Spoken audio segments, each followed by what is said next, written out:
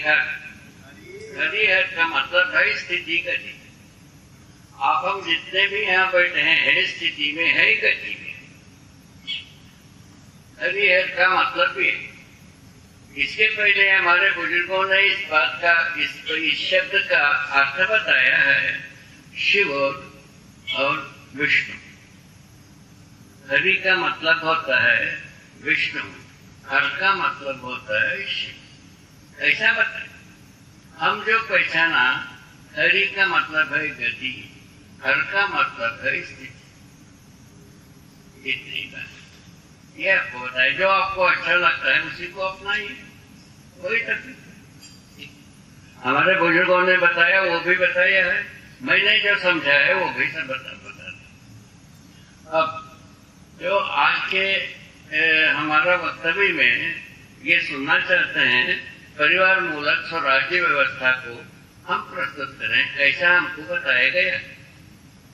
रणसिंह आर्य प्रधान और उसके समर्थन में सब। अब एक आश्चर्य की बात है, तो परंपरा मानव परंपरा को ऐसा माना गया है, तो अत्याधुनिक विधि से जंगल युग से शहरी युग तक यात्रा हुई। एक दूसरा विधि से राजयुग से और सभा युग तक एक राजनैतिक यात्रा हुआ, और धर्मनैतिक यात्रा जो है तो गुरु परंपरा के रूप में प्रचलित हुई। ये तीन बात को याद रखने की आवश्यकता। हमारे जो परंपराएं हैं, इसको ऐसे ही स्वीकारने की आवश्यकता। अभी आगे हमको क्या होने की आवश्यकता, उस पर सोचने की बात। अभी राजनैतिक विधि से हम व्यक्ति के रूप में राजा को पहचाना। राजा गलती नहीं करता है ऐसा माना गया। जब संसार ये माना राजा गलती करता है, उनको नकार। और उसके बाद सभा के शरण में हम अभी सभा का अनुमोदन से संविधान को स्वीकारा जाता है। वो संविधान की तले आप हम सब सामान, ऐसा मान करके हर संविधान अपने अपने जगह में कुछ समुदाय को माना गया।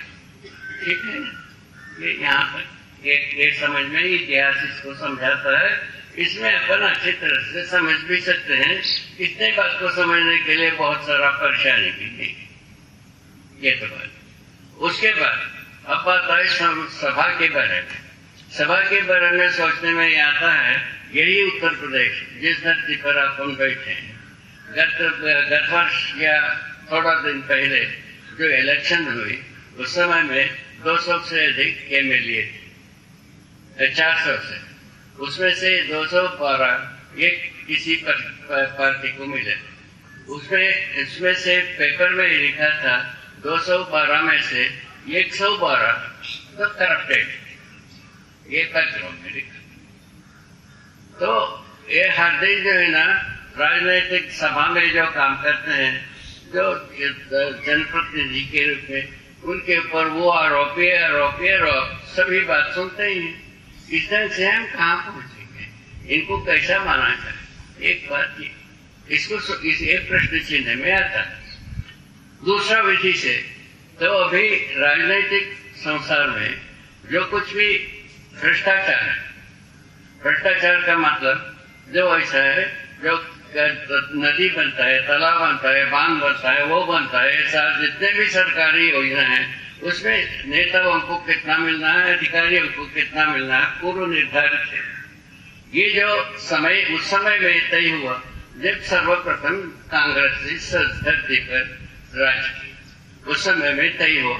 उसके बाद जो है ना अभी तक चल रहा है। इसमें इसको ये जो भ्रष्टाचार है उसको दूर करने का किसी पार्टी में लियाकत नहीं। ये पेपरों में इन सब बातों को सुनने पर हम क्या कर रहे हैं, क्या सोच रहे हैं, क्या चाह रहे हैं और क्या हो रहा है, इस बात पर एक तुलनात्मक बात को तय कर सकते हैं। क्या कर सकते हैं? हम चाहते हैं अच्छा पता, अच्छाई का पता तो नहीं, अच्छाई को पता लगाना शेष। दूसरा, जो अच्छाई को चाहते हैं उसमें कम से कम जितने भी गलतियां हैं उसको तो नकारते हैं। नकार करके जब हम स्वयं करते हैं उसको वैध मान लेते हैं। ये नहीं बात। इस ढंग से हमारा जनमानस बनेगी। इसका मूल कारण हमको जो प्रचलित शिक्षा है वही कारण या अभ्यास है। जैसा अभ्यास कर लिए हैं या शिक्षा मिला, दोनों में से एक ही। इन दोनों मिल करके हमारा मानसिकता ही ऐसा बना है। हम गलती करते हैं वो गलती नहीं है, दूसरा करता है वो गलती। ऐसे जगह में हम आ गए हैं। या इसको देना जिसका देन परंपरा के, हमारा कुल परंपरा के जैसा देश परंपरा के विधि से आई, या नहीं तो शिक्षा परंपरा विधि से आई।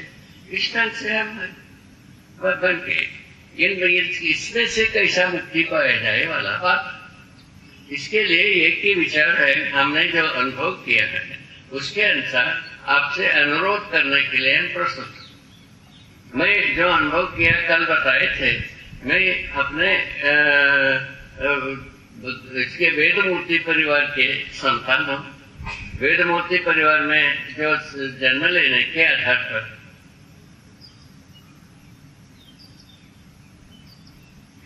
वेदमूर्तियों के परिवार में जन्म लेने के आधार पर वेद विचार को हम सुनते ही रहे, पढ़ने से ही सुना रहा। और 10-12 वर्ष तक ही हमारा मन में ये आया इसको ठीक से समझना चाहिए। 22 वर्ष तक उस पर पूरा समय दे करके समझा। समझने पर वेद विचार का जो सार है वो सब उपनिषद है। उपनिषद का सार भाग है वेदांत। ये समझ में आया। और वेदांत के अनुसार जो समझा कि वेदांत में लिखा है सत्यम ज्ञानम अनंतम ब्रह्म, एक लाइन लिखा है। उसके नीचे लिखा है ये दूसरा लाइन, तो ब्रह्म से जीव जगत पैदा हो। उसके तीसरे लाइन में लिखा है ब्रह्म सत्य जगत मिथ्या। और सत्य से मिथ्या कैसा पैदा हो गए भाई? वट का झाड़ से वटे पैदा होता है, पीपल का झाड़ से पीपल है, मनुष्य का पेट से मनुष्य उत्पन्न होता है। और ये कौन सा विधि हो गई? सत्य से मिथ्या पैदा होना कैसा हो? ये तो लफंगाई का काम है। ऐसा हमारा दिमाग में है। ये हमारा परिवार में ऐसा इसका उत्तर दिया तो छोटे मुंह में बड़े बड़े बात करते हैं। ऐसा शुरू किया। उससे मुक्ति पाने के लिए हमारा मन में संकल्प उदय हुआ। उसके आधार पर समाधि संयम से अज्ञात ज्ञात होता है। उस समय में रमण महर्षि जी एक संत थे, उनके उद्गार भी ऐसे ही था, शास्त्रों में लिखा भी वैसे, उसको हम पढ़ा। उसके आधार पर अमरकंटक को सही जगह माना, कम व्यवहार से यहाँ रह सकते हैं, साधना कर सकते हैं। साधना किया, जैसा बन पड़ा वैसा, और तो उसके परिणाम स्वरूप हमने पूरे बात को समझा, ज्ञान हो। इन ज्ञान होने के फलस्वरूप हम उसको वो ज्ञान को मानव का स्वत्व है ऐसा समझा। उसके आधार पर शिक्षा विधा में इसको प्रवेश कराने के पक्ष में हम काम कर रहे। उसी की सहमति के लिए सभाएं हैं और सम्मेलन है, शिक्षा विधि है, सूचना विधि है, अध्ययन विधि, इन सभी बात को लेकर के हम चल रहे हैं। इस क्रम में हम परिवार मूलक स्वराज्य व्यवस्था नाम दिया है हमने। अभी तक क्या हुआ, व्यक्ति राजा के रूप में, वो दूसरा विधि से वो सभा एक राजा को पहचानने के अर्थ में। अभी जो है अब जो हम कह रहे हैं परिवार ही एक ऐसा वस्तु है जो जिसमें संस्कृति, सभ्यता, विधि, व्यवस्था चारों भाग का निर्वाह होना। परिवार को हम पहले परिवार को ये पहचाना है, कम से कम 10 समझदार व्यक्तियों का सम्मिलित मैंने परंपरा ही एक परिवार, ऐसा मैं पहचान। ये इसका संख्या भले घटा बढ़ा हो सकता है, किंतु इसके लिए जो बताए गए जो गुण हैं वो कायम रहेगा। तो वो तो 8 व्यक्ति भी हो सकते हैं, 12 व्यक्ति भी हो सकते हैं, किंतु समझदारी इन 12 व्यक्ति में भी रहेगा, 8 व्यक्ति में भी रहेगा। समझदारी के बिना परिवार कोई सुनिश्चित करने योग्य नहीं। इसको कौन करेगा पूछा? शिक्षा विधि से ये समझदारी को पूरा करने की जिम्मेदारी। समझदारी का क्या स्वरूप है पूछा?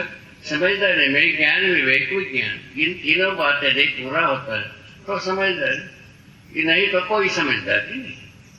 तो अभी जो है ना विज्ञान की बात करते हैं, विवेक और ज्ञान की बात छोड़ दी। विज्ञान भी उस बात के लिए शुरू हुआ है तो बॉर्डर सुरक्षा के लिए शुरू हुआ।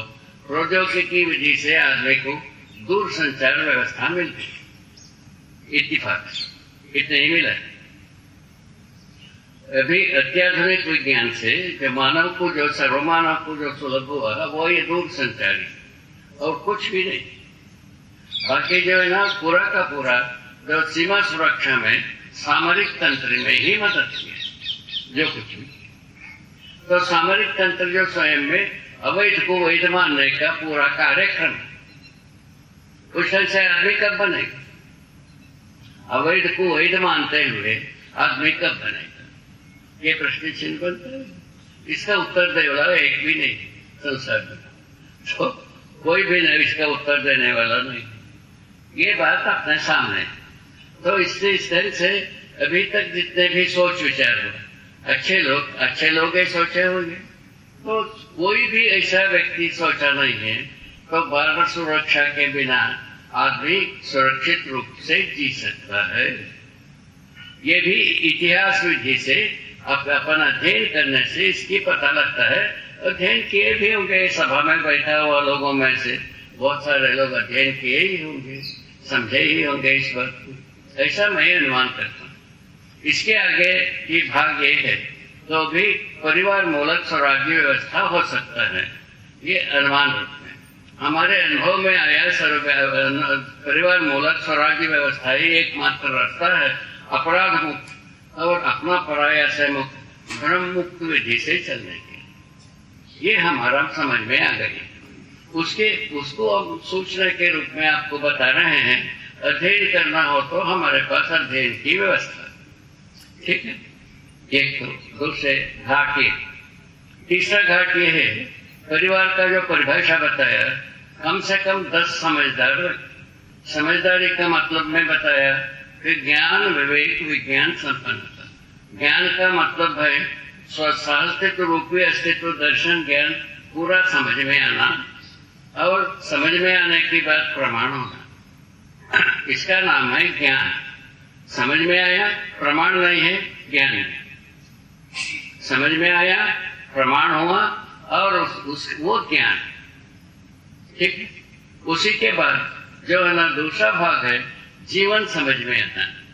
जीवन के बारे में हम समझे हैं, अच्छी तरह से हम देखा है, समझा है, वो है गठनपूर्ण परमाणु भी जीवन रूप में काम करता है। क्योंकि हम इसको सहस्तित्व को ऐसा अध्ययन किया है कि सहस्तित्व एक व्यापक वस्तु, एक वस्तु का अविभाज्य वर्तमान, और एक बार व्यापक वस्तु एक है जिसको ऊर्जा और ज्ञान के रूप में पहचाना। और जड़ प्रकृति में ऊर्जा रूप में प्राप्त है, मानव को ज्ञान रूप में प्राप्त। इन दोनों मिल करके हम व्यापक वस्तु कह रहे हैं। ऐसे व्यापक वस्तु जड़ से तेने प्रकृति को प्राप्त, ऐसे प्राप्त वस्तु का मानव अनुभव करता है, जड़ प्रकृति काम करता है। काम करने के स्वरूप में क्या देखा? श्रम, गति, परिणाम, 3 बात को देखा। इस पूरा जड़ प्रकृति श्रम, गति, परिणाम कर ही रहा।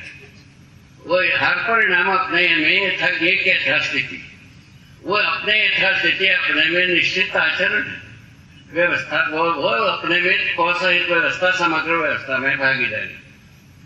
आचरण यदि समझ में आता है, स्थिर होता है, अपने आप में प्रोत्साहित व्यवस्था, समग्र व्यवस्था में भागता है। जैसा 2 अंश का परमाणु, कम से कम वो 2 अंश का परमाणु का आचरण सुनिश्चित है। वो कहीं भी होगा, इस धरती में, दूसरे धरती में, तीसरे धरती में, अनंत धरती, वो उसका निश्चित कार्य और कुछ कार्य करता ही नहीं। वैसे ही 200 अंश का परमाणु वो भी सुनिश्चित कार्य ही करता है। तो मानव गठन पूर्ण परमाणु होते हुए जीवन के रूप में शरीर जो है ना प्राण कोशाओं से रचित रचना है, गर्भाशय में रचित होती। ये इसको आप हम सब अध्ययन कर चुके हैं या कर सकते हैं, 2 में से एक। इन दोनों का विभाज्य विधि से मानव का स्वरूप, शरीर भी हो जीवन भी हो तब मानव संज्ञा। मरा हुआ मुर्दे को मानव नहीं कहते, मुर्दा ही कहते। इस ढंग से परंपरा अपने ढंग से कुछ कुछ कहते भी आया है, उसका अर्थ भी सही भी हुआ, कुछ कुछ गलती भी हुआ। तो कुछ गलती हुआ है उसको ठीक करने का काम हम किए। वो कैसे किए है? शब्द तो परंपरा की है, परिभाषा हमारा। इस ढंग से ये पूरा दर्शन लिखा, शब्द परंपरा बुजुर्गों का दिया हुआ, और उसका परिभाषा जो लिखा है मैंने लिखा हूँ उस आधार पर सहस्तित्व के अर्थ में, विकास क्रम के अर्थ में, विकास के अर्थ में, जागतिक क्रम के अर्थ में, जागृति के अर्थ में लिखा, 5 सूत्रों के अर्थ में लिखा। यदि इसके बारे में आप लोगों का सहमति क्या होगा, असहमति क्या होगा, वो भी आप लोग बता सकते हैं, उसमें कोई तकलीफ नहीं। उसके पर सहमति के लिए हम प्रार्थना कर भी सकता हूँ, और ऐसा उसके लिए आप लोगों का अनुमति चाहिए। तो उसके बाद ये जो हुआ तीसरा घाट कहाँ पहुंचे? तो जीवन और शरीर के संयुक्त रूप में मानव, और जो है ना मानव जो है ना एक अवस्था की प्रकटन है, प्रकृति। तो इसके पहले जीव संसार एक प्रकटन, उसके पहले वनस्पति संसार एक प्रकटन, उसके पहले पदार्थ संसार है ही। पदार्थ संसार खत्म नहीं होता, परिणत होकर के छोटा होता है, बड़ा प्रकट होना है, विस्तार है, और ह्रास होना है, संकोचन। संकोचन प्रसारण जो है ना प्रकृति में इस विधि से होता जाता है। उसमें से हमने अनुभव किया है संकोचन प्रसारण का जो ज्यादा से ज्यादा काम है वो रासायनिक संसार ये वेजिटेशन है, जो हरियाली, इसी में संकोचन प्रसारण की अवकाश पूरा है, और पदार्थ संसार में आधा है, और मानव परंपरा में जीवन जो है ना यथावत रहता है, शरीर जो है ना रासायनिक भौतिक वस्तु का रचना। ये इस प्रकार की अध्ययन कराने की व्यवस्था दिया है, सूत्र रूप में भी बताया जा रहा है। उसके बाद इसके आगे की प्रकरण ये है, ऐसे जीवन और शरीर के संयुक्त रूप में जो मानव आया है, मानव शरीर ऐसा बना है जीवन सहित कल्पनाशीलता कर्म स्वतंत्रता को प्रकट करने योग्य। उसका पहला प्रमाण है कि हर बच्चे मानव संतान जो कल्पनाशीलता कर्म स्वतंत्रता के साथ जन्मता है। इसमें कुछ किसी को शंका है? अब एक बात, हर मानव संतान कल्पनाशीलता कर्म स्वतंत्रता के साथ जन्मता है। फलस्वरूप क्या हुआ? हर मानव संतान न्याय चाहता है, सही कार्य कर व्यवहार करना चाहता है, सत्य वक्ता होता है जन्म, तो उसको परंपरा ने अपने अनुसार ढालता है, सकल को कर्म करना योग्य। और उसके बाद क्या बात है? या सुकर्म करने योग्य, यही संभावना बनी। अब कुकर्म करने योग्य होने से क्या है? अव्यवस्था बनती जाती है, और सुकर्म से क्या है? व्यवस्था बनती जाती है। इतने ही बात, दोनों में से क्या होना चाहिए अपने को सोचने की बात, अपेक्षा करने की बात, उसको समझने की बात, निष्ठा रखने की बात आती। इसकी आवश्यकता है या नहीं, इसको भी सोचने की बात आती।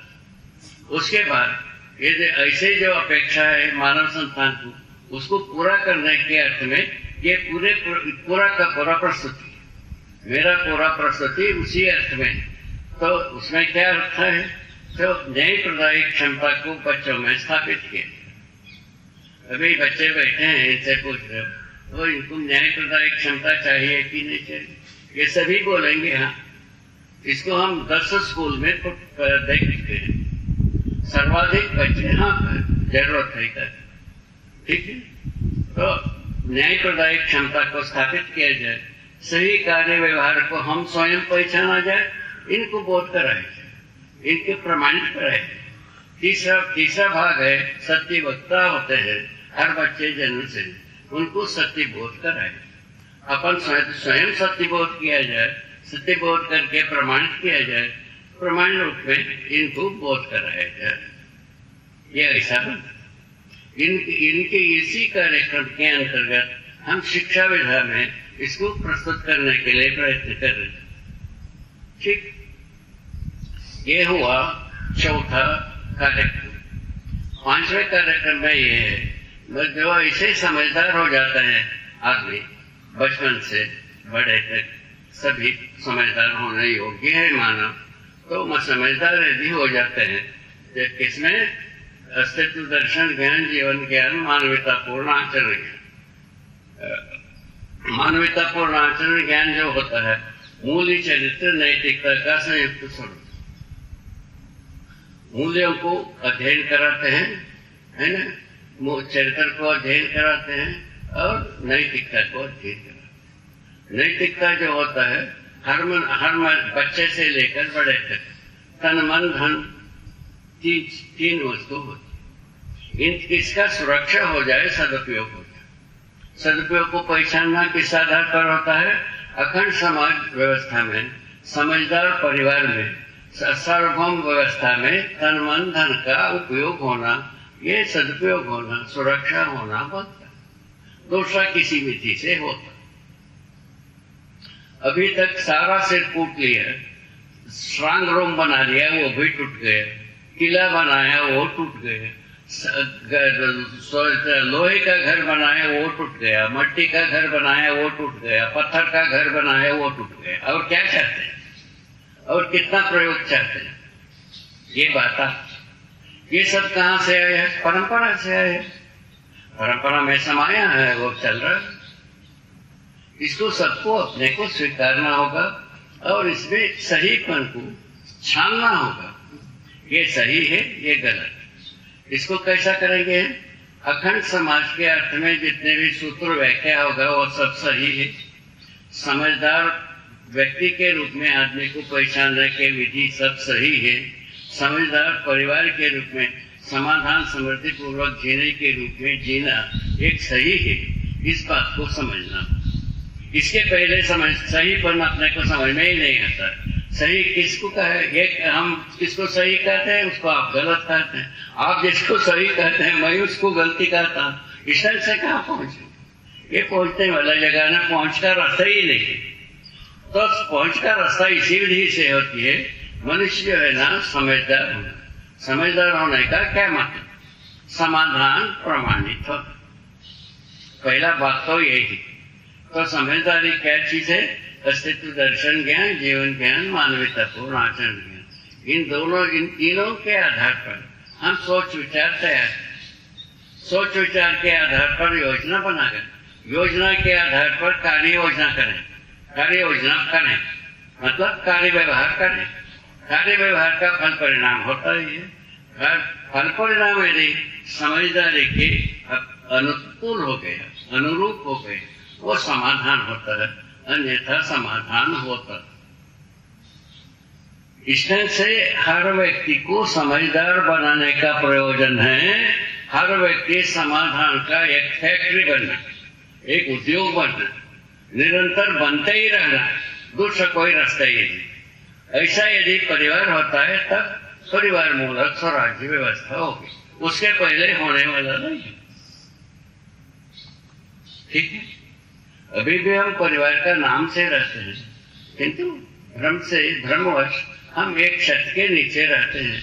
हम साथ नहीं रहते। एक छत के रहना तो हमको समझ में आता है, किंतु जीना साथ में जीने के लिए नहीं होता। आपस में हर बच्चे बड़े के बीच में, हर साथी सहयोग के बीच में, सबके साथ रहना दूरियां बनाई। हमारा तुम्हारा झंझट तो बना फंसा ही रहता है। ठीक है, इससे मुक्ति पाने के लिए भ्रम मुक्ति आवश्यक है। भ्रम क्या है? अतिव्याप्ति, अनाव्याप्ति, अव्याप्ति दोष। ये हमारे बड़े बुजुर्गों ने कह के चले गए। उसको हिंदीकरण करने से होता है अधिमूल्यन, अवमूल्यन, निर्मूल्यन। किसी भी मुद्दे पर हम अधिमूल्यन करें, अवमूल्य किसी मुद्दे पर अवमूल्यन करें, किसी मूल्य को हम समझ में न करें, निर्मूल्यन करें। इसमें कोई मूल्य नहीं है ऐसा कहें। ऐसा भी इस प्रकार से दोषों से आदमी ग्रसित हो चुका। इसमें इसी में आदमी इसी तीन क्रिया का नाम है भ्रम। इस भ्रम मुक्ति के लिए क्या चाहिए? समाधान ही चाहिए, सर्वतोमुखी समाधान चाहिए, जिसको हमारे बुजुर्गों ने ये कहा है, क्या है? अभ्युदय। अभ्युदय नाम, अभ्युदय का एक शब्द दिया है, उसका परिभाषा मैंने सर्वतोमुखी समाधान लिखा, मैंने लिखा। तो हमारे बुजुर्गों ने अभ्युदय के बारे में जो व्याख्या दिया है, मनुधर्म शास्त्र में 4 वर्ण 4 आश्रम की बात है। उन 4 आश्रम 4 वर्ण 4 आश्रम का जो नित्य कर्मों को बताया, वो नित्य कर्मों को करना अभ्युदय है, ऐसा उन लोगों ने लिखा, हमारे पूर्वजों ने लिखा। वो नित्य अभी जो 4 वर्ण 4 आश्रम के बारे में परिशीलन करने जाए, किसको क्या किस वर्ण में कहेंगे? जैसा मैं ही बैठा, मुझको कौन सा किस वर्ण में कहा जाए, इसको एक छोटी सी सभा में हम लोगों ने परिशीलन किया। तो उसमें जनता पार्टी का रिप्रेजेंटेशन रहा, और आरएसएस का रहा, और हिंदू विश्व परिषद का, तीनों जगह के लोग थे, 10, 15, 20 लोग थे। हम लोग भी 20 लोग थे। 30-40 लोगों का एक सभा में इस बात का परिशीलन किया। तो किसको अभी जब अपन 30-25 लोग बैठे हैं, तो इसमें से हर व्यक्ति को किस आश्रम में पहचाना जाए, किस वर्ण में पहचाना जाए। अंत में ये हुआ, हम लोग सवेरे 8 बजे से शुरू किए, रात्रि 10 बजे तक सिर कूटे। अंतिम बात यही निकला, आज के स्थिति में वर्णाश्रम को पहचाना नहीं जा सकता। ये इस जगह में हम आए। यदि यहाँ कोई विद्वान ऐसा हो, वर्णाश्रम को पहचान सकते हैं, ऐसा कोई हो, उससे हम समझना चाहें, ये भी रखा। ठीक हो? इस तरह से हमारा अनुभव का परंपरा ऐसा चल रहा है। चलते हुए अंतिम निष्कर्ष में बताया, हर मनुष्य को, हर व्यक्ति को, हर नर नारी को समझदार होना है, हर परिवार समझदार परिवार होना है। तब जो है ना, परिवार मूलक स्वराज की व्यवस्था हो। परिवार ही है संस्कृति सभ्यता। इस विधि से, परिवार विधि से, सभा विधि से विधि व्यवस्था, चारों भाग का धारक वाहक हो सकता। अभी जो है ना, जो सभा में जितने भी हैं, ना तो संस्कृति सभ्यता का धारक वाहक हो रहे हैं, ना विधि व्यवस्था का धारक हो रहे हैं, तो कहाँ पहुंचेंगे? अच्छा, इसके पहले राजा महाराजा की बात तो कथा बता दी। तो इस प्रकार हम यहाँ पहुंचते हैं, ये व्यवस्था का विकल्प चाहिए। विकल्प यदि चाहिए, इस पर हम पहुंचते हैं, तब ये परिवार मूलक स्वराज्य व्यवस्था का सुझाव आता है। ऐसे समझदार परिवार यदि होते हैं, जिनमें परिवार विधि से संस्कृति, मानव संस्कृति सभ्यता को वहन करते हैं, और मानवीय आचार संहिता रूपी संविधान और व्यवस्था को वहन करते, ऐसा यदि अपन स्वीकार कर पाते हैं, अभी आगे की व्यवस्था के बारे में अपन सोच सकते हैं कि इसकी जरूरत है कि नहीं। व्यवस्था का स्वरूप के बारे में हम आगे बताना चाहें। ठीक है, आगे देखिए।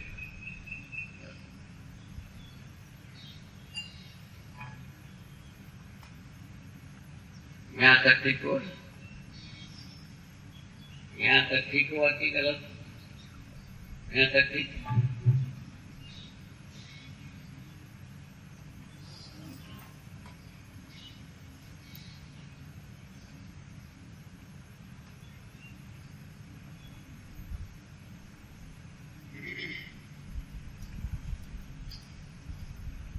अभी जितने बात आप लोगों को सूचना के रूप में रखा, इसमें से असंतुष्टि यदि कोई हो, उसको हम स्वागत करते हैं।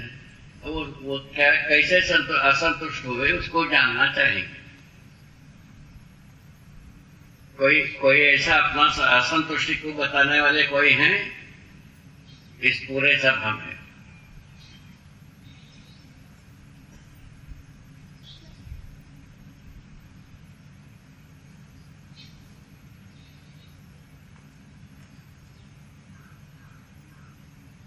कुछ कहना नहीं? ठीक,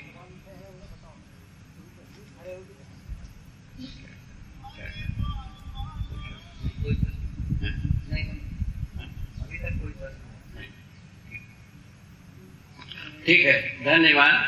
तो अपन जो है ना सूक्ष्म रूप में या स्थूल रूप में पूरा तन मन धन रूप में अपन इसमें सहमत है मान के चलते हैं आगे।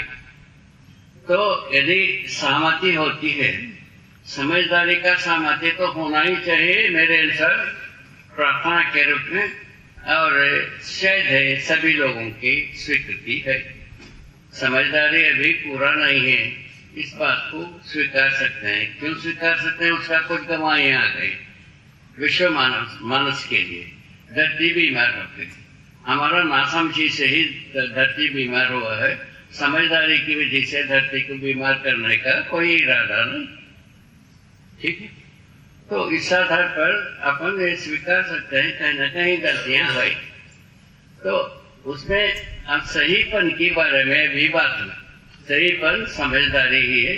समझदारी में 3 पहल बताया, तो अस्तित्व, दर्शन ज्ञान, जीवन ज्ञान, मानवतापूर्ण आचरण ज्ञान, इन तीनों आने से समझदारी होती है, जिसके आधार पर हम व्यवस्था तक पहुंच सकते हैं, ठीक है। तो ऐसी समझदारी हर व्यक्ति में होना है। ऐसे समझदार व्यक्तियों का परिवार होना है। परिवार में जो है ना, परिवार के रूप में हम संस्कृति सभ्यता को वहन करते हैं।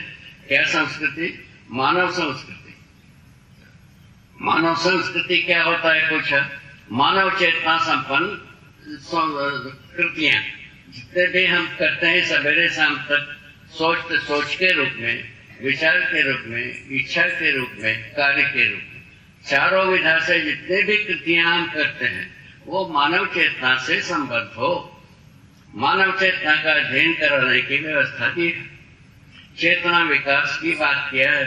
चेतना विकास में मानव चेतना, जीव चेतना से मानव चेतना श्रेष्ठ है, और मानव चेतना से देव चेतना श्रेष्ठतर है, और देव चेतना से दिव्य चेतना श्रेष्ठतर है। इसको हमने पहचाना है। हम जो है ना, इन तीनों चेतना में हम पारंगत। हम मानव चेतना में जी करके मानव को प्रेरणा देने के लिए प्रस्तुत हों। इस प्रकार की हमारा काम।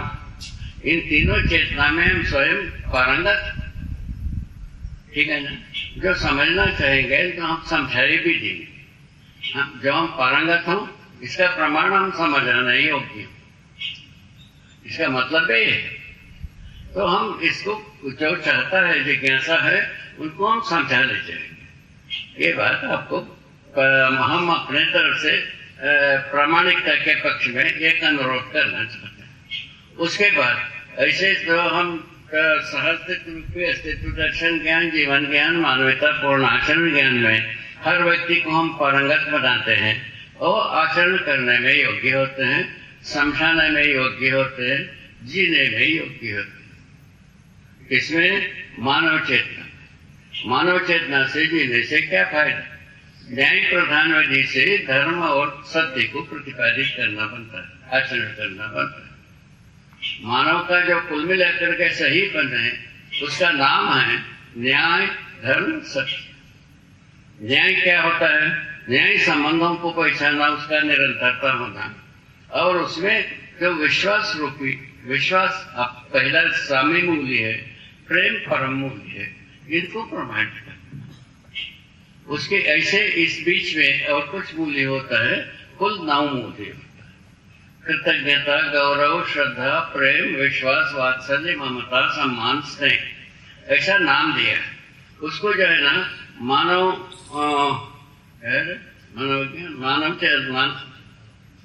मानव संचेतनवादी मनोविज्ञान में इस बात को अच्छी तरह से व्याख्या दी। इसको कोई भी देख सकते, उसके ऊपर कोई चीज की व्यतिरेक हो, हमसे बात कर सकते हैं, हम समझा देंगे, ठीक है। ये लिखा इन मानव संचेतनावादी मनोविज्ञान में इन पूरे मूल्यों के बारे में बोध कराया गया। वो अभी इसको इसीलिए लिखा कि अभी हमारे सामने 3 भूतों को चढ़ाने की व्यवस्था है शिक्षा में। लाभोन्माद, भोगोन्माद, कामोन्माद थीसिस को पढ़ाते हैं। अभी यहाँ जितने भी शिक्षक हैं वो सबका सबको विदित है ये बात, ये तीनों थीसिस के बारे में। हम अभी शिक्षा संस्था के प्रांगण में बैठे हैं। इन शिक्षा संस्था में जितने भी अध्यापक हैं सबको इस बात की विदित है।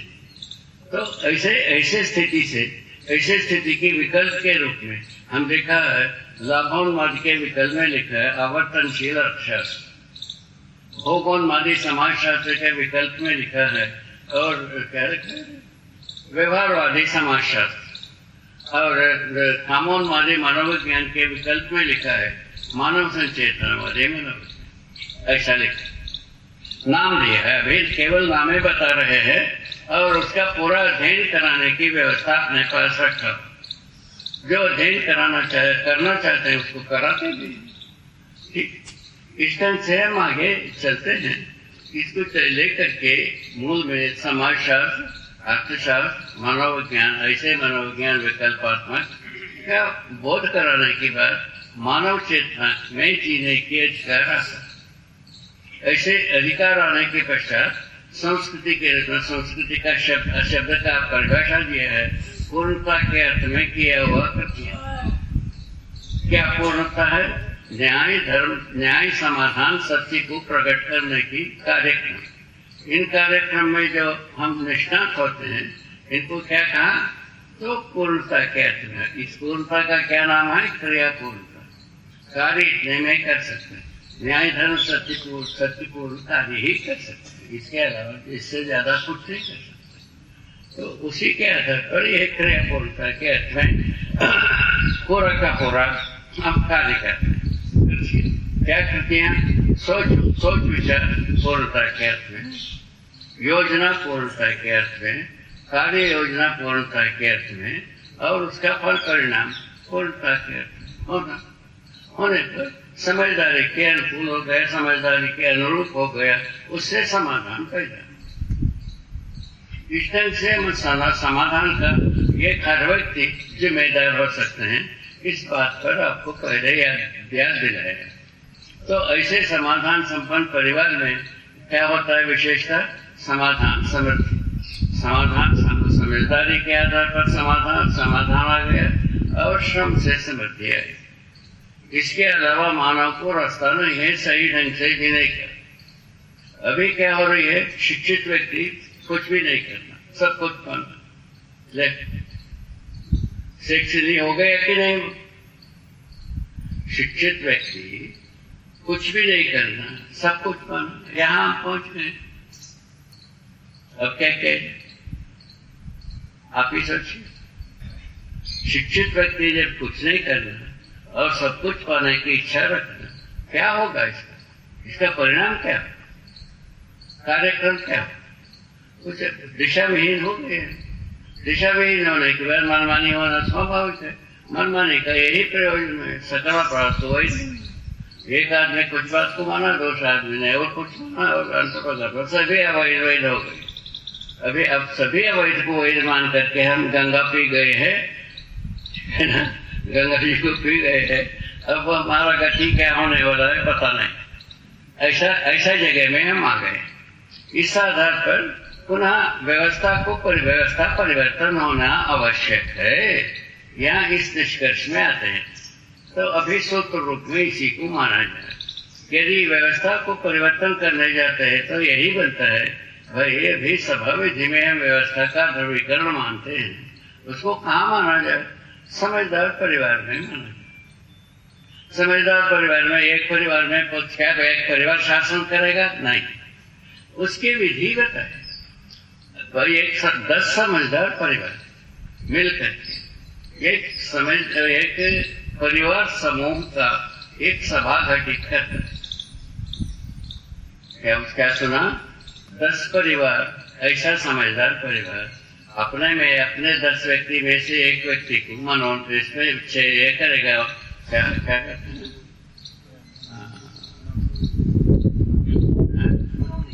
मनोनीति नहीं है, सब चुनाव करते हैं, उसको क्या कहते हैं?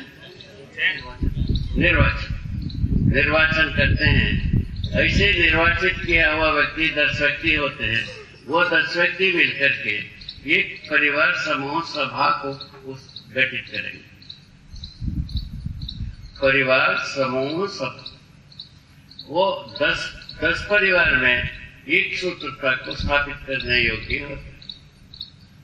ऐसे 10 जो परिवार समूह सभा से एक एक व्यक्ति निर्वाचित होकर के पुनः एक ग्राम सभा या मोहल्ला सभा को गठित करते हैं। ऐसे 10 जो ग्राम सभा से में से एक एक व्यक्ति निर्वाचित होकर के ग्राम समूह सभा के रूप में एक सभा को गठित करते हैं। ऐसे ग्राम समूह सभा 10 होने के बाद और उसमें से एक एक व्यक्ति निर्वाचित होने के बाद वो क्षेत्र सभा को गठित करते हैं। ऐसे 10 क्षेत्र सभा मिलकर के एक मंडल सभा को गठित करते हैं।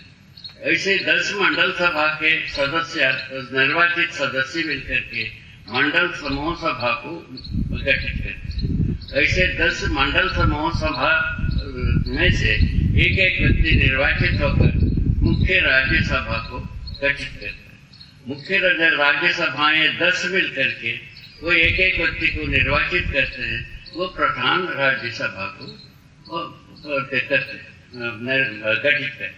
इस तरह से ऐसे जो बाकी प्रधान राज्यसभाएं जितने भी धरती पर होगी सब मिल करके विश्व राज्यसभा बन, ये ऐसा कार्यक्रम भी है।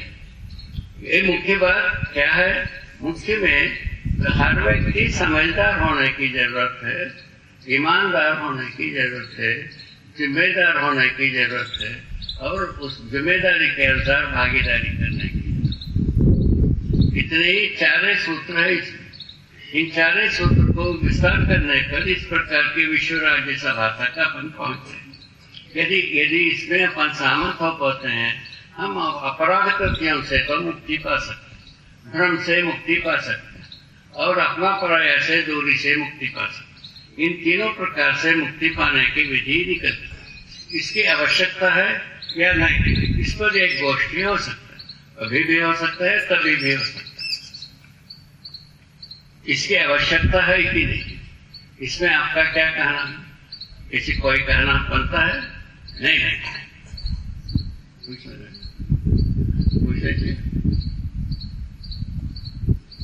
ऐसे परिवार मूलक स्वराज्य गठन के बारे में आवश्यकता है कि नहीं? आपका क्या? इसकी आवश्यकता और कुछ आवश्यकता? आप क्या जरूरत है कि नहीं? ऐसा लगता है इसमें अपने को पारंगत होने की आवश्यकता। पारंगत होने के बारे में ये व्यवस्था दिया है। पहले आदमी की परिवार ये जो जीवन विद्या सूचना, जीवन विद्या एक अच्छापन की सूचना, अच्छाई का सूचना। पूरा 54 या 44 मुद्दा है। उन मुद्दे में यदि हम पारंगत होते हैं तो हम अच्छा आदमी बन सकते हैं, ऐसा सूचना है। अध्ययन कराने के लिए मध्य दर्शन साहित्यवाद पूरा 11 प्रबंध है। उन 11 प्रबंधों को पढ़ाते हैं, उसमें से इसमें पारंगत होना बनता है। उसको समझाने की व्यवस्था मनुष्य करेगा। अभी जो है नाम चाहते हैं यंत्र पढ़ाएगा, यंत्र पढ़ा नहीं पाएगा। कभी यंत्र को बनाता है आदमी, आदमी बनाया हो तो आदमी से छोटा ही होता। इतनी ये स्वयं विज्ञान, स्वयं प्रचलित विज्ञान ही पढ़ाता है इसको। जो जिससे बनता है उससे छोटा होता है, ये लिखा। ठीक है, जैसा संतरे का झाड़ में संतरा फलता, संतरा का झाड़ से छोटा, ऐसा कहते हैं। कुमड़े के झाड़ से कुमड़ा फलता है, कुमड़े के झाड़ से छोटा, ऐसा उनका कहना। इस तरह से उनका सोच, प्रकृति को देखने से वो कुछ हो भी जाता है। जैसा कुमड़े के झाड़ में ये कुमड़ा पूरा कुमड़े के झाड़ से बड़ा हो जाता, ये भी देखा गया, दोनों चीज को देखा गया। ठीक है, इस सबको देखने के बाद अपने को अपने में सोच के मंथन करके तय करना है। मनुष्य से किया हुआ कुछ भी काम मनुष्य से छोटा होता है, इस बात को तय करने की आवश्यकता। उसी के आधार पर हम समझदार होकर के अपने संपूर्णता के साथ जी सकते हैं, इस निष्कर्ष में आने की आवश्यकता। यही प्रार्थना के साथ हम थोड़ा देर रुकता हूँ। इसमें से कोई भी किसी को कुछ पूछना होगा, उसको पूछने से उसको हमको संतोष मिलेगा, उसके आधार पर आगे बात होगा।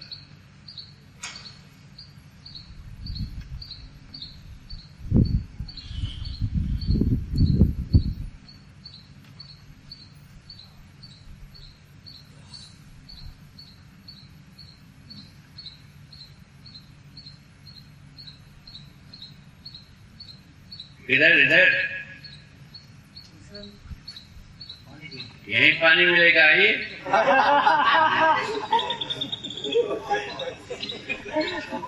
आपसे बड़ी प्रत्याशा रखे थे, आपको जो है ना संसार के लिए प्रेरणादायक बात करोगे।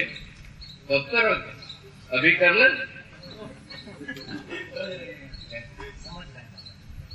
अभी जो एक टीम बताया, इस टीम के आधार पर आप बात कर सकते हो।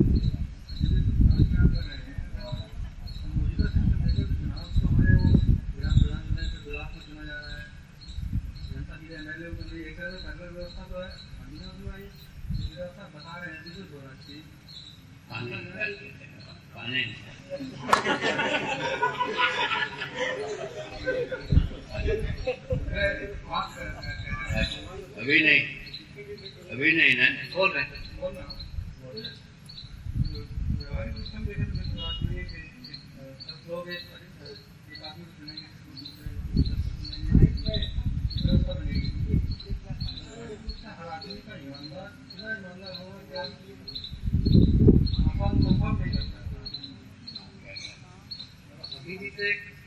एक प्रकार की पैरेलल चुनाव की व्यवस्था है।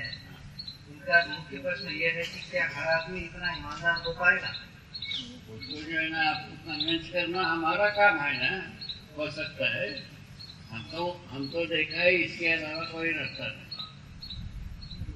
सुधार का रास्ता वो कोई नहीं।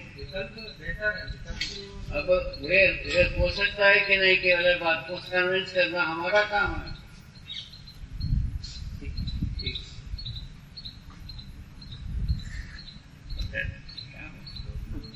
Thank you.